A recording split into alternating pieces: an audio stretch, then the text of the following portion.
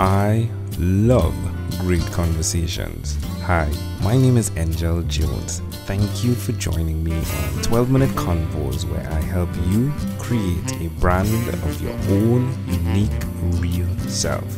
Listen in as I have conversations with amazing people from all over the world.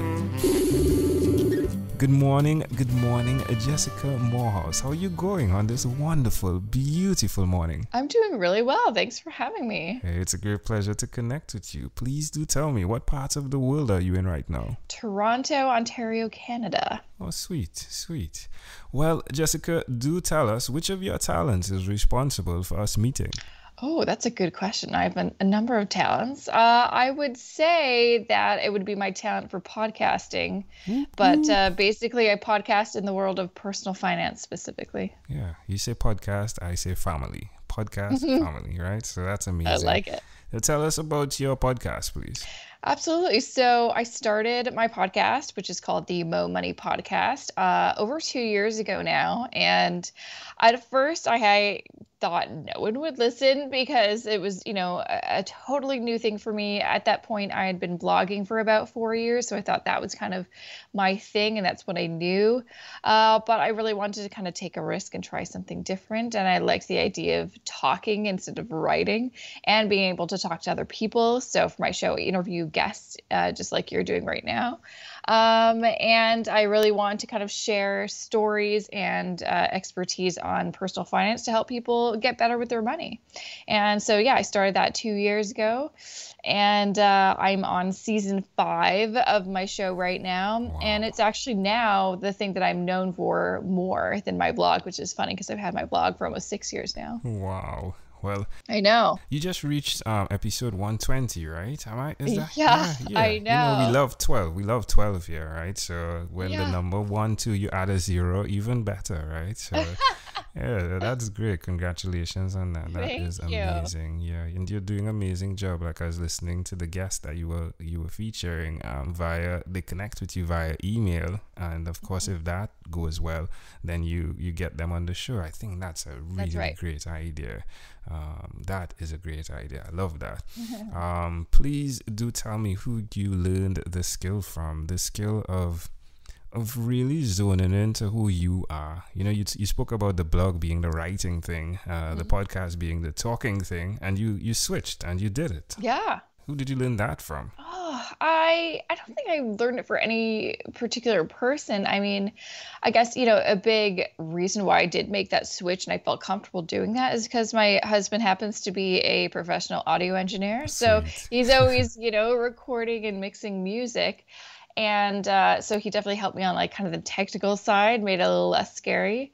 But I also actually have a film background. So before I jumped into personal finance or marketing, which was my kind of old career, before all that, I went to film school because I wanted to be a filmmaker.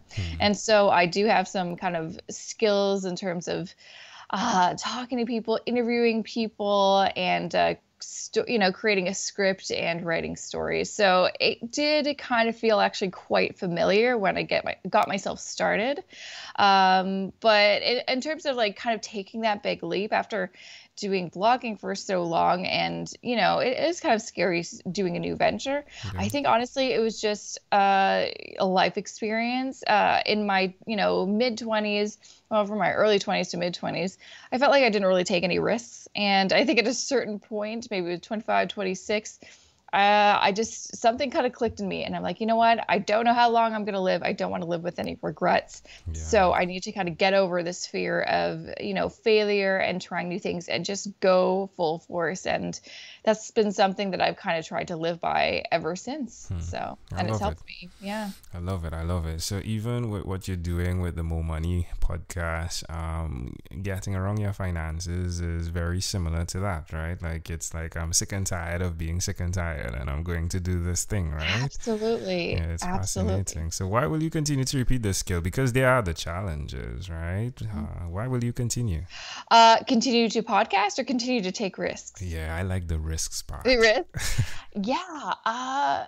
You know what I've realized is, like, first off, I wouldn't be where I am today without taking risks, which is saying a lot because in the past year, I was able to quit my 9 to 5 job. I used to work in digital marketing to Sweet. do this for full time. So now I make a living full time blogging, podcasting, speaking, being a social media influencer, all of that good stuff. And I get to really focus on, helping people through personal finance, which is I think my passion and kind of my calling in life. So that's been really crazy, but I wouldn't be able to do that if it weren't for me taking these big leaps of faith. So I think because of that, I always have that in the back of my mind. So, for just a prime example, recently I got an inquiry to participate in this thing called the Money 2020 payment race. Essentially, it is like the amazing race for money nerds. So it's me and 4 other people have to travel from Toronto to Las Vegas over 7 days. There's a challenge we have to complete every single day, and all of us only have one payment method. So someone Wow. has Bitcoin, someone has cash, and that's all you're allowed to use. I have chip and pin for credit cards, which apparently actually isn't that common in the United States. So I'll have some Wow. struggles with that. And this is something that I would never say yes to in 5 years in my past, but because it came my way and because I am always striving to kind of push myself, and every time I do take a risk or try something new, I grow personally. I said yes. So You're that is out something that there. I'm going to be doing. And I love it. I'm excited. It's something that would have normally scared the heck out of me, but now I'm actually really, really excited to take on this new challenge and see will come out of it. That's fascinating. Yeah. Chair on to you. I love that. Love that. Thank you. Tell me one other thing you've done consistently over the last 3 years. Oh, that's a good question. Well, kind of going back to that taking risks thing, I think especially even doing the podcast so consistently. So for the first year, I put out one episode every single week for an entire year. And at that time, Wow. I was still working full time. So I worked a ton of hours. I was a busy girl. But the only way to get, that many guests when many people didn't know who I was, because maybe they didn't know who what my blog was and all that kind of stuff was. Basically, I tried to always do something that scared me every single day. And that's something I learned from a couple of people that, I don't know, they read some book and it said it to them, but they tried it. They're like, it actually works. And so that's definitely something consistently I try to do. If something scares me, my guts, and my gut says this is scary, but it's not a bad scary. It's just like you're kind of, personally scared.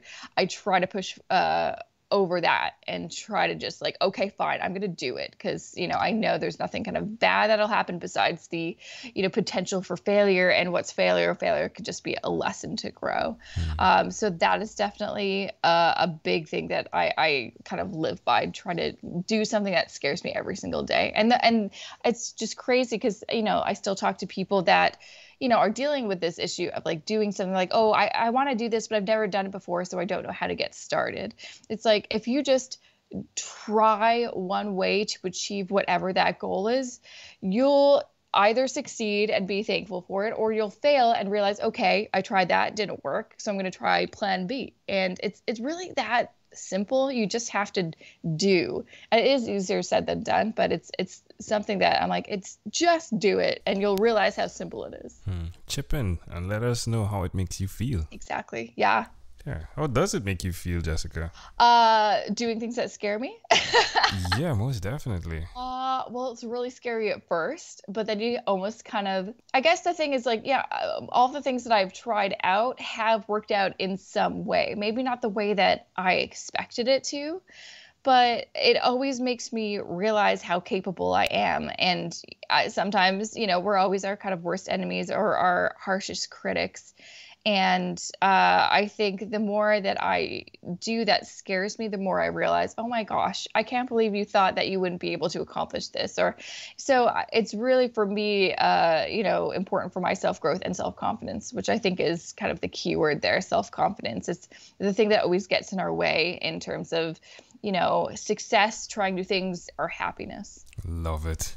Amazing audience, we are live with Jessica Moorhouse. She has the podcast, the More Money Podcast. Do check that out. Jessica, let's switch gears for a moment now and let me invite you into my time machine that is surrounded with beautiful, warm, blue Caribbean water. Sounds nice. Jessica, what is your earliest childhood memory? Oh my gosh.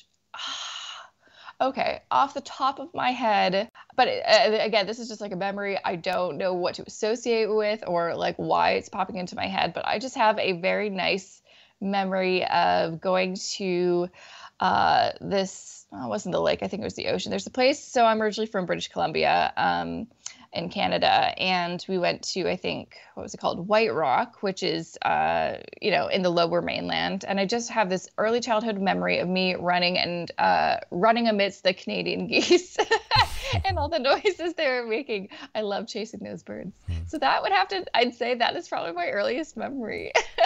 How old do you think you were? I think I was probably like 3 or 4. Wow. Why do you think this memory is so clear? I think it's just like a snapshot of me just being totally happy, not thinking of all the kind of adult worries I now have, and just kind of, being cute and innocent. I think that might be it.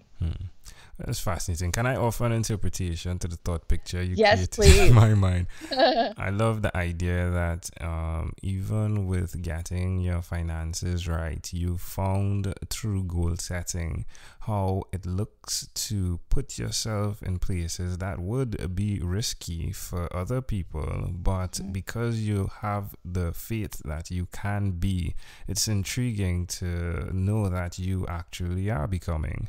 And just like you running with those birds, right? The geese, right? It's fascinating to see the imagery of you being free. And now you are free, I'm guessing, right? So it's amazing. I like that. Yeah. Wonderful, wonderful. If we fast forward to when you were 12, what was your favorite song? 12? What grade would I have been in? I think at 12, I was probably in like middle school. At that point, I think I really liked No Doubt. So I like that Tragic Kingdom song.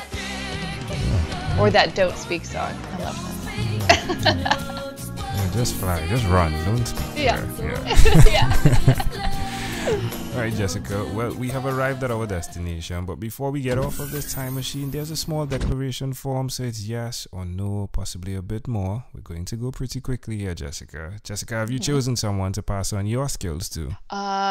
No, I guess I haven't. Well, are you married? Yes. Do you have children? No. Do you believe in God? I do. Do you have an inner circle of friends? I do. Do you watch TV for more than 3 hours a day? Probably. Oh.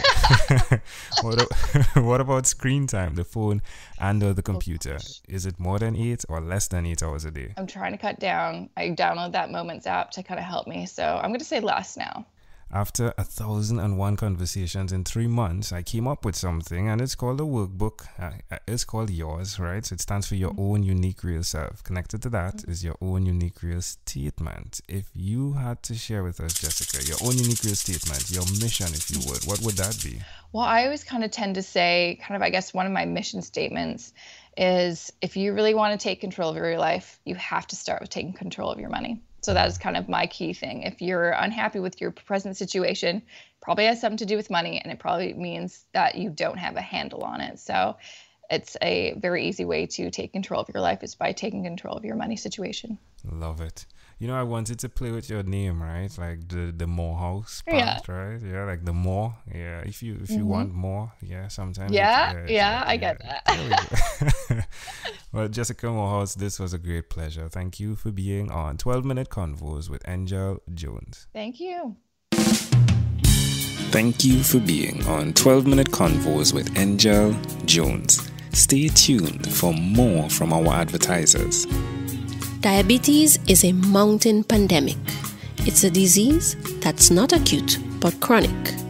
Similar to this rhyming method, I have simplified the definition, the signs and symptoms, and the complications of diabetes for both adults and children in my books, Poems for Patients, A Focus on Diabetes, and The ABCs of Diabetes for Children. These books are available on Amazon.com, and for more information, you can visit my website, poemsbyaj.com. That's poemsbyag.com.